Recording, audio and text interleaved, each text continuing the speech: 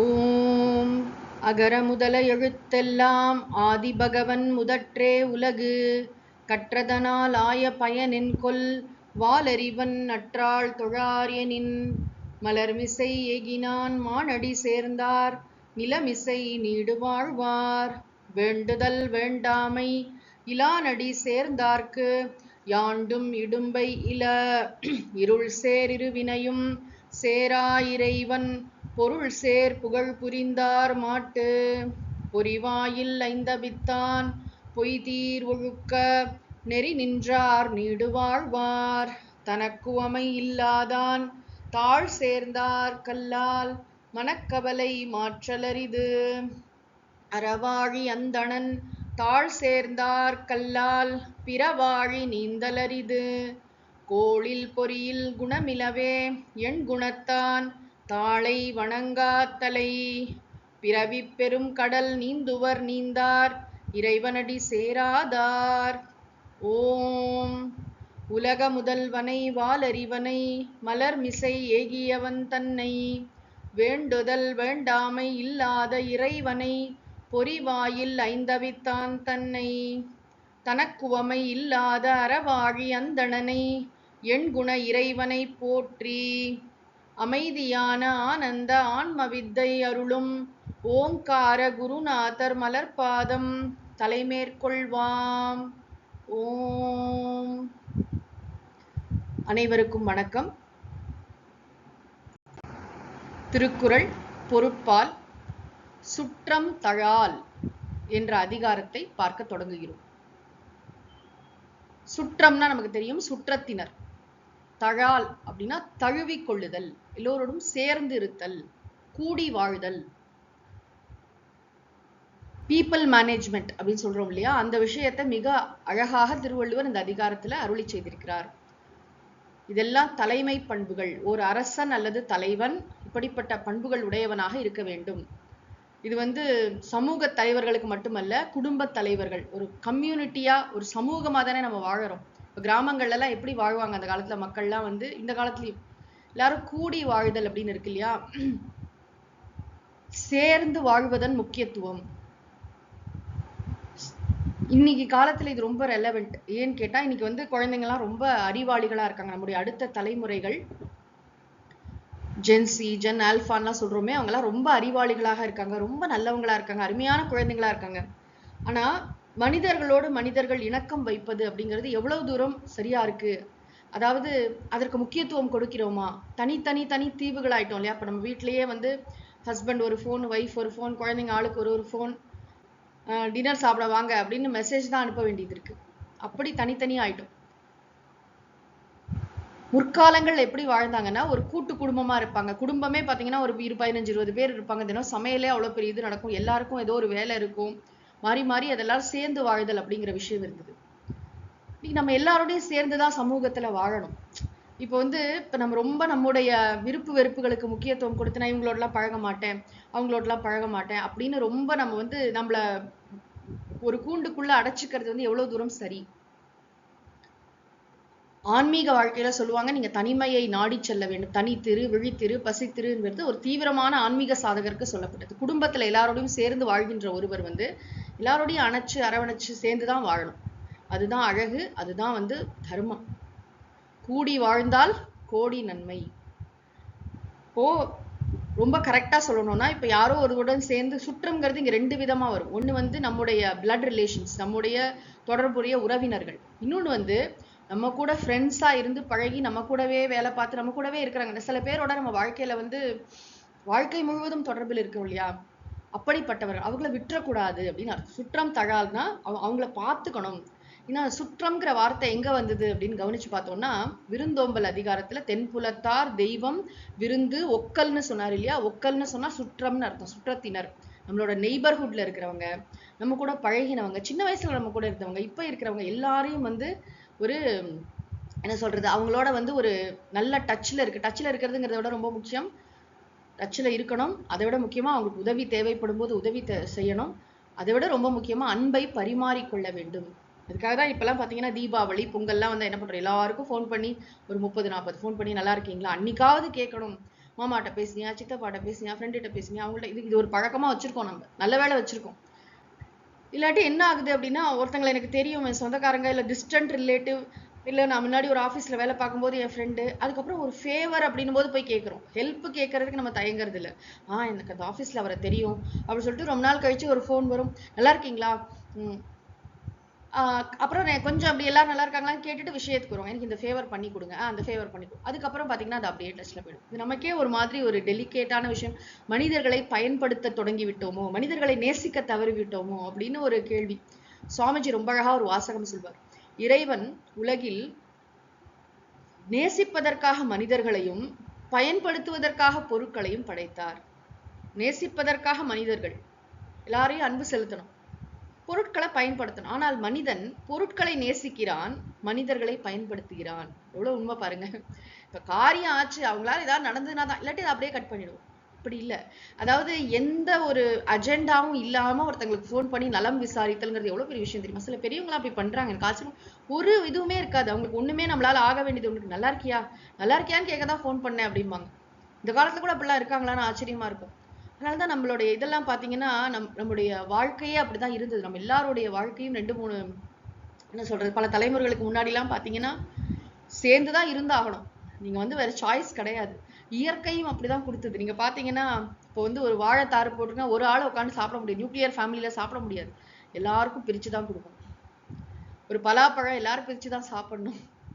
மாம்பழம் எவ்வளவு மாம்பழம் சாப்பிடுவீங்க நீங்க? கொடுத்துதான் ஆகணும். அந்த காலத்துல பாத்தீங்கன்னா இப்ப கூட கிராமங்கள்ல ஒரு பூசணிக்காய் வெட்டினாங்கன்னா ஃப்ரிட்ஜ் எல்லாம் கிடையாது.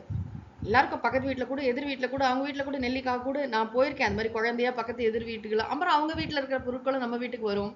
கணக்கு பாக்குறது கிடையாது. சுற்றத்தாரோடு கூடி வாழ்தல். நம்ம வீட்டுல இருக்கோம்னா அக்கம் பக்கத்துல எல்லாரோடையும் என்ன மாதிரி ரிலேஷன்ஷிப் நம்ம மெயின்டைன் பண்றோம். அதுல நிறைய சிக்கல்கள் இருக்கு, நான் இல்லைன்னு சொல்லல. சில சமயம் ஒருத்தங்க ரிசீவிங் எண்ட்ல மட்டுமே இருப்பாங்க, கொடுக்கவே மாட்டாங்க, ரொம்ப செல்ஃபிஷா இருப்பாங்க, காரியத்தை மட்டும் அப்படிலாம் இருக்கும். ஆனா அதெல்லாம் தாண்டி நம்முடைய பண்பு எப்படி இருக்கணும் அப்படின்னா, நம்ம எல்லாரையும் அரவணைத்து செல்பவர்களாக, எல்லாருக்கும் வேணும்போது உதவி செய்வது, என்ன எப்படி இருக்கீங்க அப்படின்னு கேட்கறவங்களுக்கு. ஏன்னா நிறைய பேர் மன அழுத்தத்துல கூட இருப்பாங்க. நீ எப்படி இருக்க அப்படின்னு கேட்க கூட ஆள் இல்லாம இருப்பாங்க. அப்ப ஒரு டக்குன்னு நல்லா இருக்கீங்களா அப்படின்னு சொல்லிட்டு ஒருத்தங்களை பார்த்து கேட்கறது, பேசுறது, ஜென்ரலா ஒரு நலம் விசாரித்தல் அப்படின்னு ஒண்ணு இருக்கு. அப்புறம் கண்டிப்பா ஹானஸ்டா உதவி பண்றது, நம்மளால இயன்ற உதவி அதெல்லாம் பண்றது, இதெல்லாம் ரொம்ப முக்கியம். இப்போ ஒரு பெரிய கம்பெனியே நடத்துறாரு ஒருத்தர்னு வச்சுக்கலாம். அந்த கம்பெனி நடத்தும் பொழுது அந்த கம்பெனியில இருக்கிற எல்லாரையும் அவர் எப்படி ட்ரீட் பண்றாரு அப்படின்னா, ஃபேமிலி. நீங்க பாத்தீங்கன்னா எல்லா நிறுவனமும் என்ன ரொம்ப பெருமையா என்ன சொல்லுவாங்க, நம்மளாம் ஒரு ஃபேமிலி அப்படி சொல்லிக்கிறதுல பெருமைப்படுறாங்க இல்லையா? சில நண்பர்களே குடும்பம் மாதிரி பழகுவாங்க. இந்த ஃபேமிலி அதாவது அந்த குடும்பம் மாதிரி அப்படின்னு நினைக்கும் போது என்ன ஆகுது அப்படின்னா, அது இன்னும் கொஞ்சம் அன்பு கூடுகிறது, இன்னும் நல்லா வேலை பார்க்கறதுல இன்வால்மெண்ட் கூடும். நீங்க பாத்தீங்கன்னா ஒரு உற்சாகம் வரும்.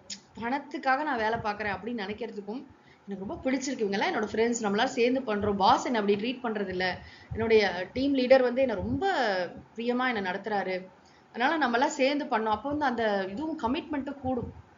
இப்படி பல விஷயங்கள் இருக்கு. அது மாதிரி ஒருத்தர் நம்மள்ட்ட வேலை பார்த்தாங்க, அவங்க போயிட்டாங்கன்னா கூட சில பேர் பழைய இதுல இருந்தெல்லாம் ஃபோன் பண்ணி கேட்பாங்க, நல்லா இருக்கீங்களா, இப்போ எங்க வேலை பார்க்குறீங்க, உங்களுக்கு எல்லாம் சரியா இருக்கா. இது இது சில பேர் ரொம்ப மனப்பூர்வமா பண்ணுவாங்க.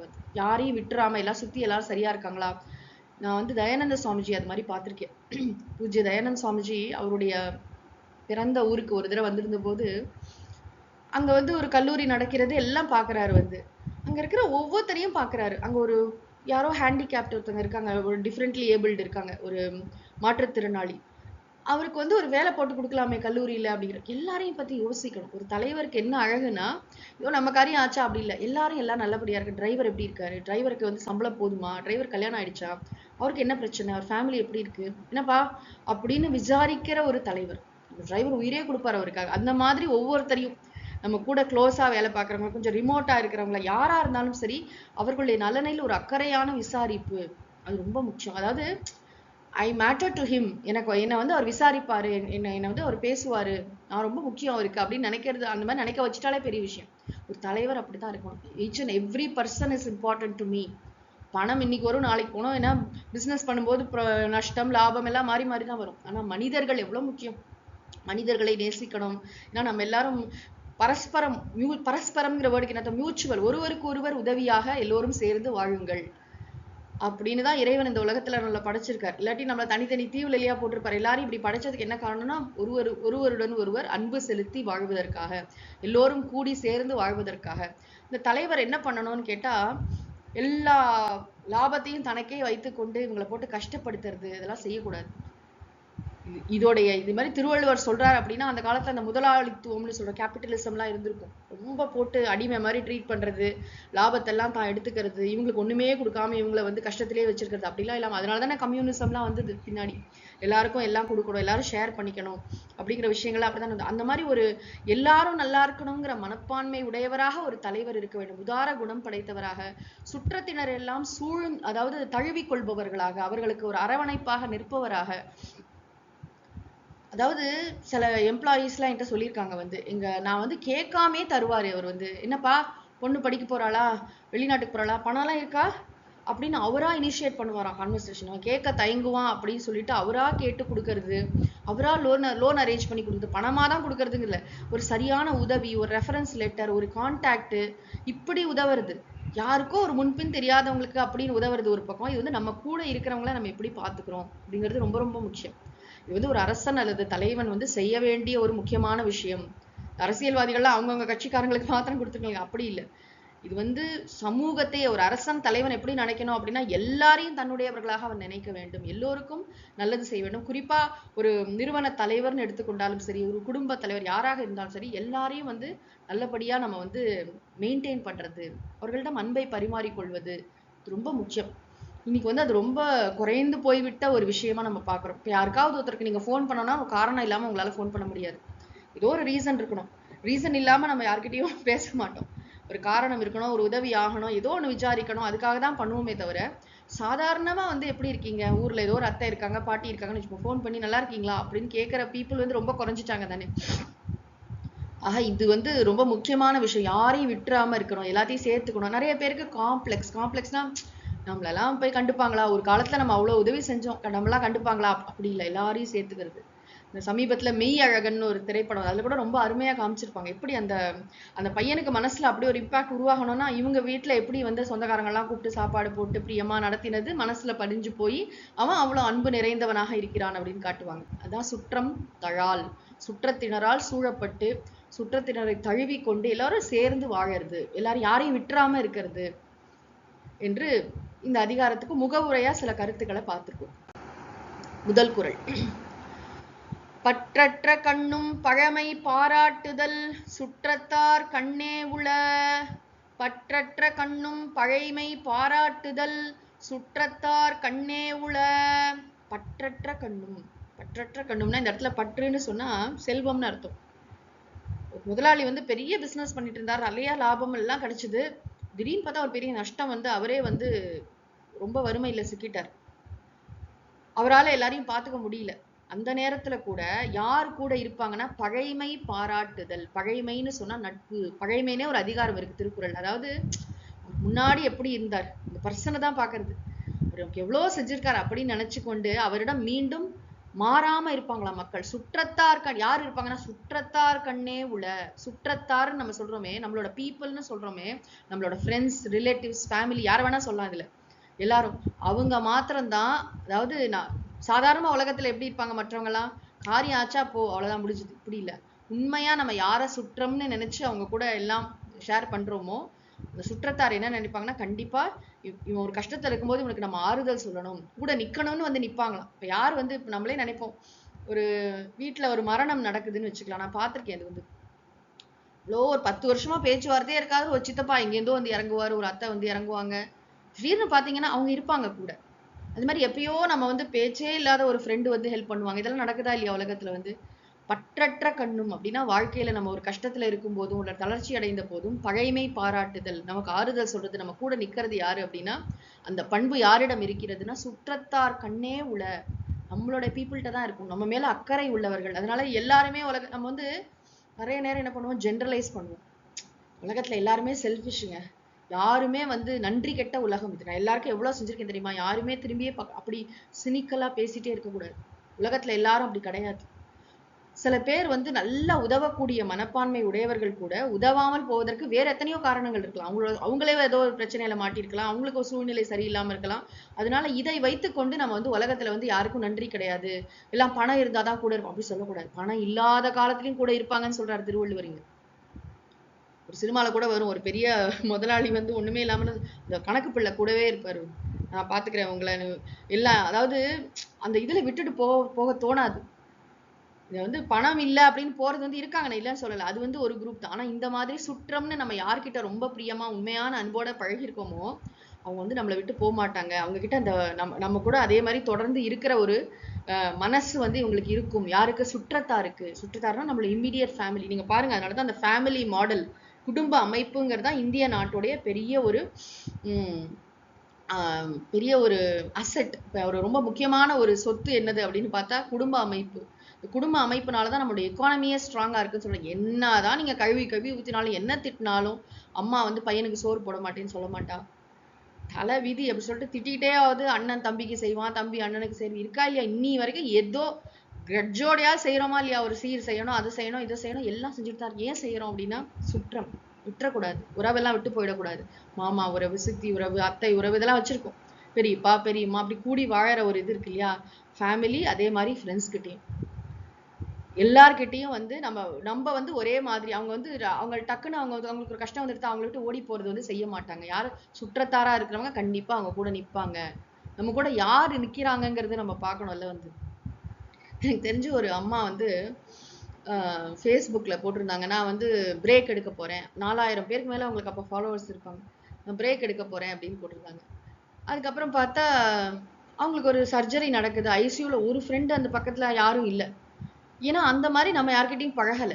நம்மளும் ஒழுங்கா பழகணும். பழகும்போது என்னன்னா ஒரு என்ன சொல்றது, எல்லார்கிட்டயும் பிரியமா பழகிறது, எல்லார்கிட்டயும் அன்பா இருக்கிறது. இதுல 2 பக்கம் இருக்கு. விருந்தோம்பல் இருக்கு, விருந்து ஏற்றல் இருக்கு. இப்ப நம்ம வந்து ஏதாவது கிஃப்ட் நானே தான் கொடுப்பேன். சில பேர் பாத்தீங்கன்னா ரிசீவ் பண்ணிக்கவே பிடிக்காது. அதுல ஒரு ஈகோ.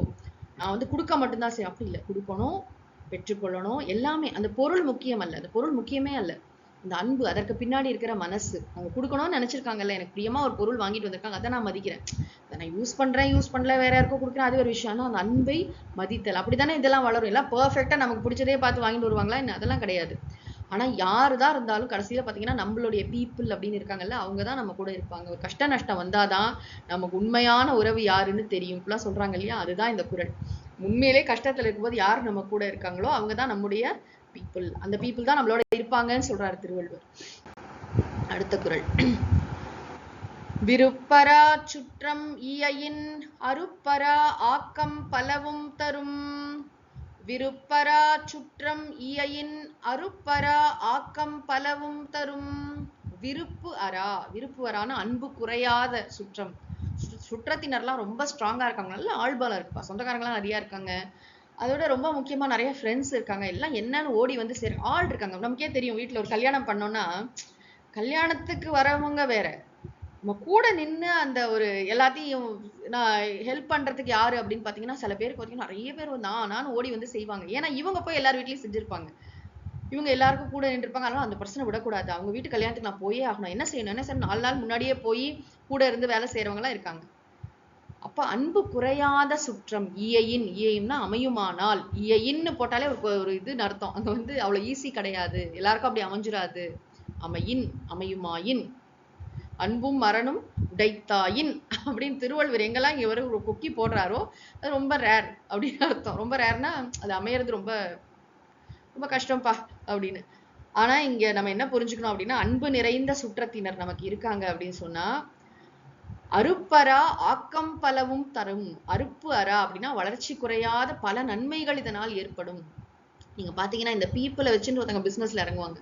நம்பகமான மக்கள் தானங்க லைஃப்ல ரொம்ப கஷ்டம். அந்த நம்பகமான டீமா அவங்களோட ஓன் கித்தன் கின்னே அமைஞ்சிட்டாங்க. அவங்க ஃபேமிலி இல்ல ஃப்ரெண்டு மாதிரி, ஃபேமிலி மாதிரி பழகிற ஃப்ரெண்ட்ஸ் கூட இருக்காங்க அப்படின்னா, அவங்க ஃபேமிலி இவங்க பாத்துக்கிறாங்க, ஃபேமிலியா பாத்துக்கிறாங்க, ஒருத்தர் கேர் பண்றாங்க அப்படின்னா எவ்வளவு பெரிய விஷயம் அது.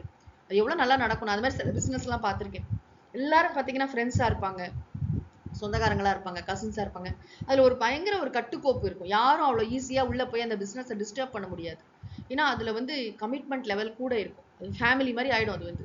ஃபேமிலி மாதிரி இல்லை, ஃபேமிலியாவே நடக்கும் அந்த பிசினஸ். அப்ப அது வந்து ரொம்ப பெரிய சக்சஸ் ஆகும் இல்லையா? அந்த உங்களுக்கு சரியான வந்து பீப்புள் கூட இருக்காங்க.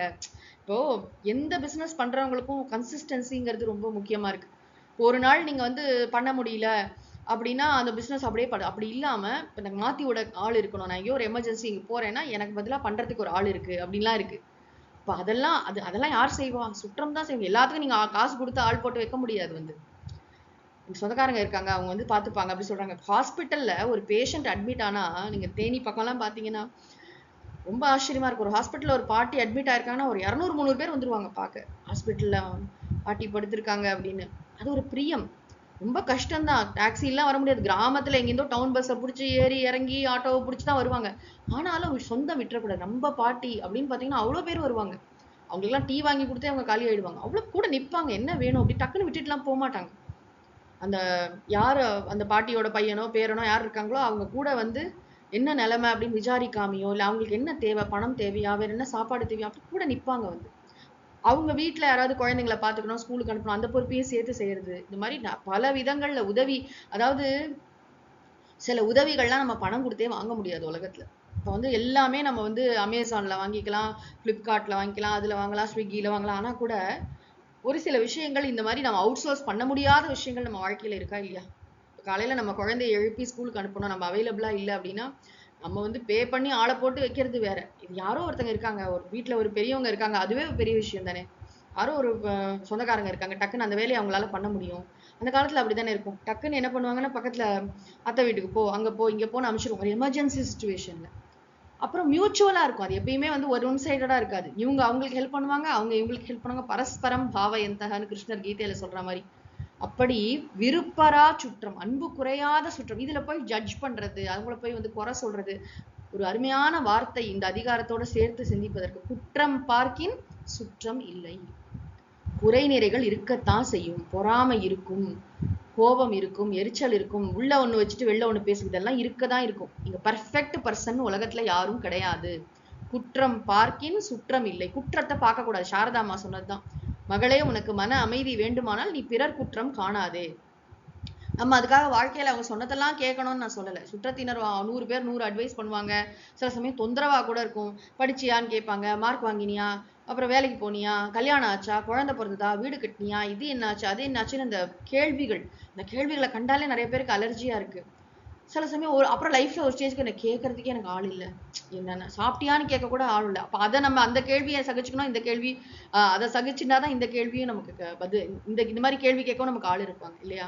நிறைய பேருக்கு அந்த வெறுமை இருக்கு பாருங்க, மனசுல ஒரு எம்டினஸ். எஸ்பெஷலி வெளிநாடுகள்ல வாழறவங்க, இங்கேயே கூட தனியா வாழறவங்க எல்லாம் எனக்கு யார் இருக்கா அப்படின்னு ஒரு பயங்கர ஒரு வேக்கம் வந்துடுது மனசுல வந்து. அது எந்த ஏஜ்லயும். ஏன் அப்படி வருது அப்படின்னா, நமக்கு யாருமே இல்லையா, யாரோ ஃபோன் பண்ணி நல்லா இருக்கியா, சாப்பிட்டியான்னு கேட்டா கண்ணுல பொல பொலன்னு தண்ணி வந்துடும். அப்போ இதெல்லாம் நம்ம புரிஞ்சுக்கணும். எல்லாரோடையும் சேர்ந்து வாழறதுல ஒரு விதமான ஒரு கம்ஃபர்ட் இருக்கு. அது வந்து அந்த காலத்துல வாழ்க்கையை அப்படி கட்டுக்கோப்பா பெரியவங்க அப்படிதான் வச்சிருந்தாங்க. பாத்தீங்கன்னா சொந்தத்திலேயே கல்யாணம் பண்ணுவாங்க. சொத்து விட்டு போகக்கூடாதுவாங்க. அதை விட ரொம்ப முக்கியம், உறவு விட்டு போக கூடாது. எல்லாரும் சேர்ந்து இருக்கணும். ஏதோ ஒரு காரணமா அங்க பொண்ணு கொடுத்துட்டோம், என்ன பண்றது, அங்க கல்யாணம் பண்ணிட்டோம் அதனால பண்றோம். அது மாதிரி எப்படியோ சேர்ந்து இருக்கிறதுக்காக பெரியவங்க வழி கண்டுபிடிச்சிட்டே இருப்பாங்க. அப்படிதான் வச்சிருப்பாங்க. இதெல்லாம் நம்ம எல்லாம் சேர்ந்து வாழ்ந்தா எவ்வளவு நல்லா இருக்கும். விருப்பரா சுற்றம். விருப்பரா சுற்றம் அப்படின்னா என்ன? அன்பு குறையாத சுற்றத்தினர். அது வந்து நண்பர்களோ உறவினர்களோ ஏயின் அமைந்தால் அருப்பரா ஆக்கம் பலமும் தரும். வளர்ச்சி குறையாத, அதனால் ஆக்கம்னா ஆக்கத்துக்கு பல அர்த்தங்கள் இருக்கு. நன்மை, செல்வம், பலவிதமான பலன்களை, நற்பலன்களை அது தரும். அளவும் தரும். வாழ்க்கை ரொம்ப சந்தோஷமா இருக்கும். நல்ல அன்பான ஒரு அன்பு குறையாத சுற்றத்தினர் அமைந்து விட்டால். நான் சில பேர் வீட்டெல்லாம் பார்த்திருக்கேன். அப்படியே வந்து ஊர்ல இருந்து அத்தை வந்து இறங்குறாங்கன்னா அப்படியே பாத்திரமா வந்து ஸ்நாக்ஸ் எல்லாம் எடுத்துட்டு அவங்க கையால செஞ்சு, அன்பின் வெளிப்பாடு, வேற ஒண்ணும் இல்லை. இதெல்லாம் நான் காசு கொடுத்து வாங்கிக்க மாட்டேன். நான் எதுக்கு வாங்கிட்டு இருந்தேன்?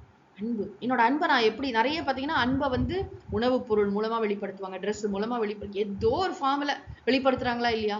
அப்ப அதுவே இன்னைக்கு குறைஞ்சிட்டு வருதுங்கிறது நம்ம பாக்குறோம். சோ இது வந்து ரொம்ப முக்கியமா திருவள்ளுவர் சொல்றார். இந்த மாதிரி சுற்றத்தினர் வந்து இந்த மாதிரி சுற்றத்தினர் அமைந்தால் வாழ்க்கையில நமக்கு பல நன்மைகளை தரும். பர்சனலா நம்ம குடும்பத்துக்கும் சரி, நம்ம ஏதாவது ஒரு பிசினஸ் ரன் பண்றோம், என்ன பண்றாலும் எல்லாரும் சேர்ந்து பண்ணும் பொழுது அதுல வந்து பல நன்மைகள் உண்டு. அடுத்தது இந்த குறள்ல நெகட்டிவா சொல்றார். அளவளாவு இல்லாதான் வாழ்க்கை குளவளா கோடின்றி நீர் நிறைந்தற்று.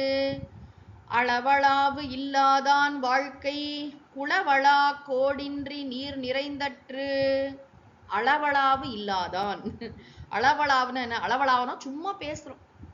இல்லாதான், அளவளாவு இல்லாதான்னா சுற்றத்தினர் இல்லாதான். அளவளாவதற்கு சுற்றத்தினர் இல்லாதான். ஊருக்கு போறோம், கிராமத்துக்கு போறோம், ஒரு கும்பாபிஷேகம்னு போறோம், 3 நாள் போனோம் லீவ் போட்டு. ரொம்ப ப்ரொடக்டிவா இருந்தாலும் ப்ரொடக்டிவாலாம் இருக்காது. ஏதோ கும்பாபிஷேகம் நடந்திருக்கும், நிறைய நேரம் டயத்தை வேஸ்ட் பண்ணா கூட தெரியும். அது வேஸ்ட்டே கிடையாது. எல்லாரையும் பார்த்து என்ன அத்தை நல்லா இருக்கீங்களா, மாமா நல்லா இருக்கீங்களா, பாட்டி நல்லா இருக்கீங்களா, அப்படி கேட்டு கேட்டு பேசிட்டு ஏதோ ஒரு டைம் பாஸ் பண்ணிட்டு வரோம் பாத்தீங்களா. இதெல்லாம் வாழ்க்கையில ரொம்ப முக்கியம்.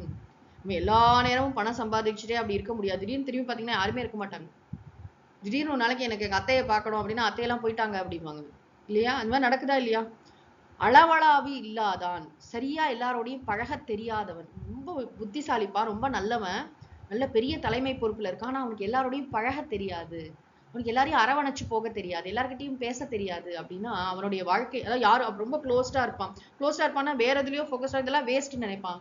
இவங்களோடலாம் பேசி என்ன ஆக போகுது அப்படின்னு நினைப்பான். அப்படிப்பட்டவனோட வாழ்க்கை குளவளா, குளவளானா குளம், கோடின்றி நீர் நிறைந்தற்று. ஒரு குளம் இருக்கு, ஆனா அதுக்கு கரையே இல்லை. கோடுனா கரை. கரை இல்லாமல் தண்ணீர் மட்டும் அதுல நிறைஞ்சிருக்குன்னா அந்த தண்ணீர் வந்து பாதுகாப்பாக இருக்காது. கோடுன்னா இந்த இடத்துல கரை, பாதுகாப்புன்னு அர்த்தம். அப்படியே செல்வத்திற்கே பாதுகாப்பு யாருன்னா சுற்றத்தினரும். இப்போ நம்ம எத்தனை எக்ஸாம்பிள் இருக்கு நம்ம பார்த்திருக்கோம். ஒரு பெரிய ஒரு அரசியல்வாதி, ஒரு பெரிய ஒரு முதலமைச்சர் இருந்தாங்க தமிழ்நாட்டுல, பெண் முதலமைச்சர்.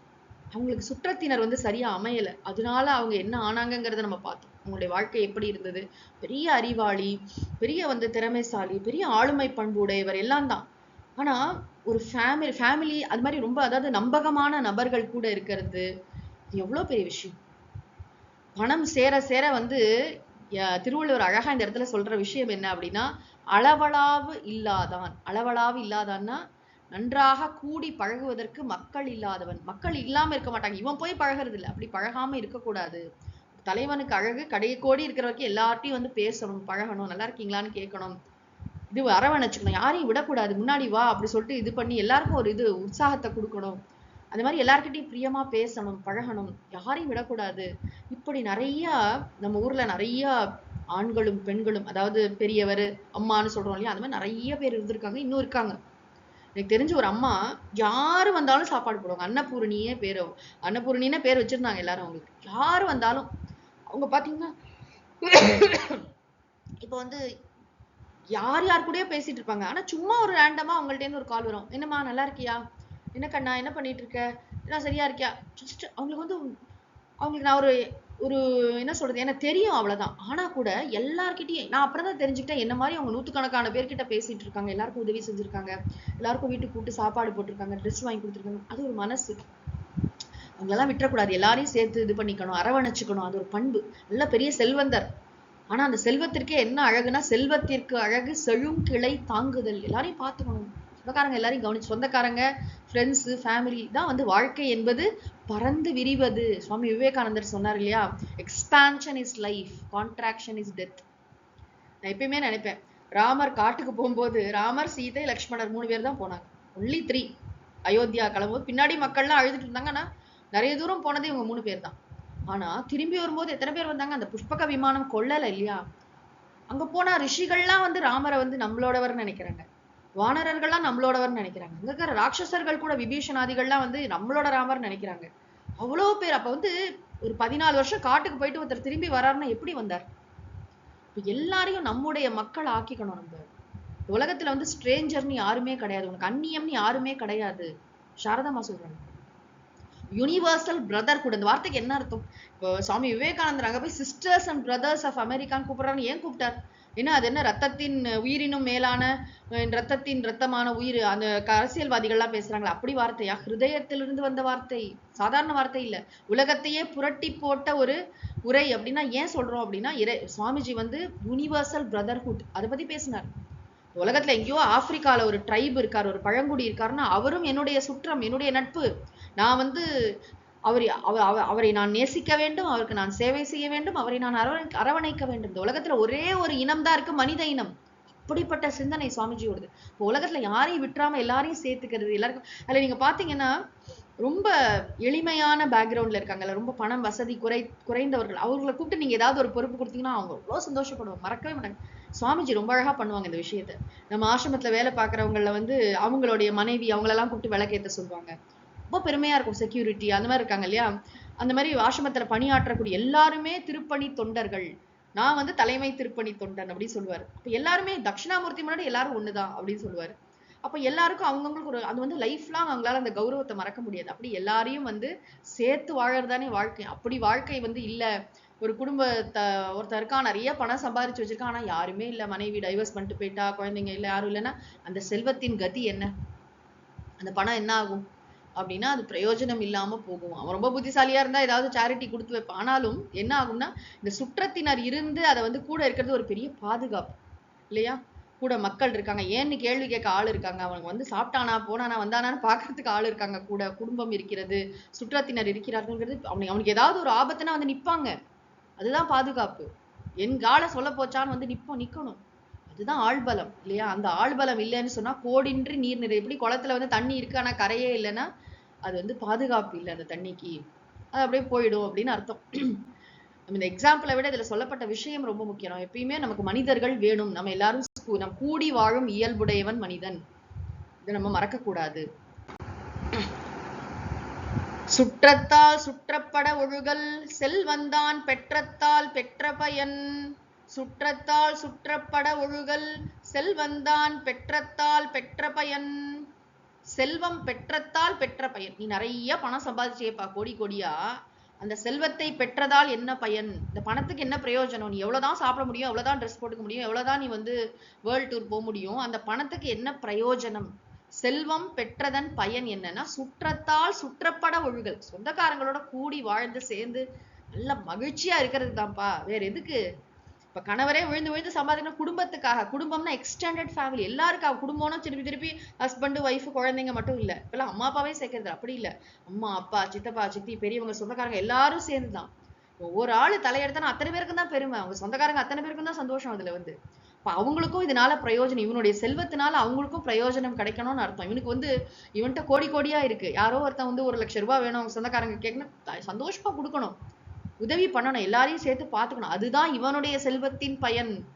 எல்லாத்தையும் பூட்டி வச்சு சில பேர் வீட்டுக்குள்ளே விட மாட்டேங்கிறாங்க. கேட்லாம் பாத்தீங்கன்னா அப்படி ஒரு என்ன சொல்றது, யாரும் உள்ள நுழைய முடியாது, இவங்க பெர்மிஷன் இல்லாம உள்ள வர முடியாது, போக முடியாது, ஏதாவது பணம் கேட்டுருவாங்களோன்னு பயந்துட்டே நிறைய பேர் வந்து அப்படியே கட் பண்ணிடுவாங்க. ஒரு காலத்துல சாதாரணமா ஒரு இதுல இருந்திருப்பாங்க, உண்டு குடித்தனத்துல கூட்டு இதுல இருந்திருப்பாங்க. அப்புறம் திடீர்னு பெரிய பணக்காரங்களா ஆனதுக்கப்புறம் பழைய கான்டாக்ட் எல்லாம் கட் பண்ணிடுவாங்க. அவங்கெல்லாம் வந்தா சும்மா பணம் கேட்டு, உண்மைதான் பணம் கேட்கறவங்க இருக்காங்க, ஏமாத்துறவங்க இல்லைன்னு சொல்லவே இல்லை. அதையும் அழகா ஹேண்டில் பண்ண தெரியணும். ஆனா பொதுவா மனிதர்களை வெறுத்தல், அதாவது இவங்க எல்லாருமே ஃபேவருக்காக தான் வராங்க, அந்த எண்ணத்தை விடணும். இந்த பணத்தோட பிரயோஜனமே நம்ம எல்லாரும் சேர்ந்து வாழதான். யாரோ 1-2 பேர் அப்படி இருப்பாங்க, எல்லாரும் அப்படி கிடையாது.